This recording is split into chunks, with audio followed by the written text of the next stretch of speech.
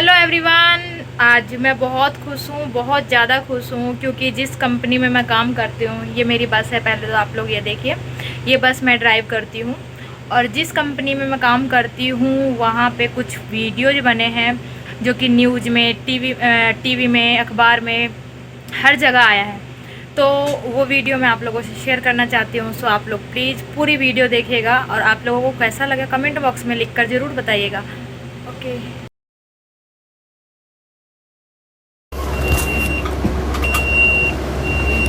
With the click of a button, the wheels of change have been set in motion. 24-year-old Vidya is breaking gender stereotypes while also taking a step forward for the environment. She is amongst the first batch of women to be driving electric buses on long-haul journeys out of the city of New Delhi.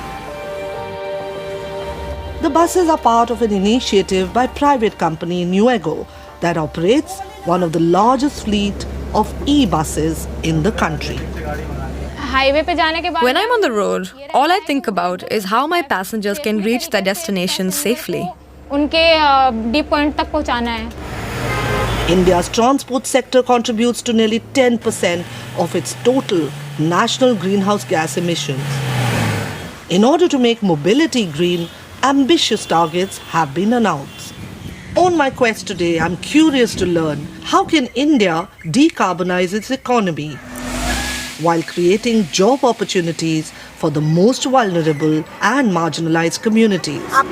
How can women like Vidya be part of all that the new green economy has to offer? The main problem starts at home. They ask whether I can do this. Especially as I look frail, people have doubts whether I'm up for driving such a big bus. They say it's a man's job. But work is work, and you just have to have the determination. Women like Vidya and her colleagues will need support systems in place to ensure that the transition does not set them on a bumpy journey. We got some women coach captains on board. We trained them over and above their training, and we did rigorous trainings. It took a lot of effort. Then we said that she's ready. Now let's do the first intercity in the entire world, which is Delhi to Agra, and we got this whole concept of women passengers, women coach captain, women cabin host coming in. Mahua Acharya, in her tenure at the Ministry of Power, focused on large-scale reforms. She was able to oversee the world's biggest auction for 5,450 electric buses, simply by changing the economic model. First and foremost, we made it, mobility was being provided now as a service.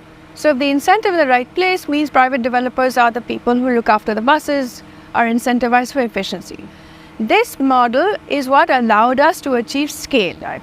So suddenly from 200 buses, and where cities were ordering 50, 60 buses, maybe 300 buses, 300 was the biggest number, we go from that to 5,500. At the same time, she also put in place several other conditions to ensure a just transition. We asked that the buses be carbon neutral. We asked that the OEMs, that the equipment manufacturers go out and basically try and make sure that you count the greenhouse gas emissions. And if you were to offset with projects in India, we made special reservation or category emphatic reservations for women. By 2030, the government intends to make all public transport as electric. Delhi's Transport Minister Kailash Gehlot has invited me for a glimpse of what a green ride looks like. 80% of the entire fleet, which will be around 10,500, 80%, so that will be around 8,000, will be electric buses, and this will be probably one of the highest in the world. I'm curious to know what kind of infrastructure had to be created to ensure that the city is ready for green mobility.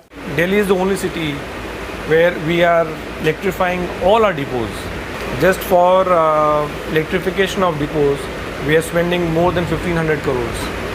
And when we talk about the public charging stations, we have around 4,500 charging points already in place.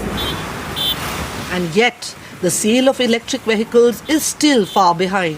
The share of EV still remains only 1% of the total market.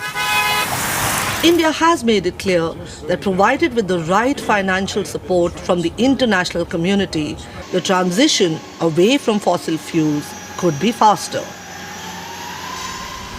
The NTPC power station at Dadri, just on the outskirts of Delhi, is powered by coal that arrives directly from the mines located in East India.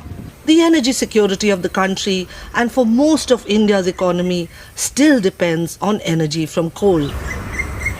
I meet Aarti Khosla, who reminds me that India's energy transition must create job opportunities for people who are directly and indirectly dependent on coal. It's quite exciting to talk about just transition as a global concept.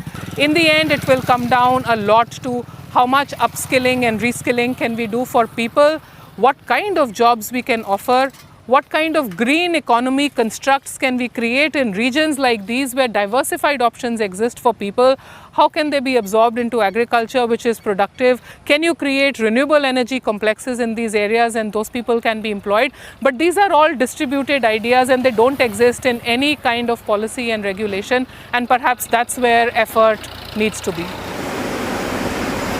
India's transition to clean, renewable energy will have its share of challenges.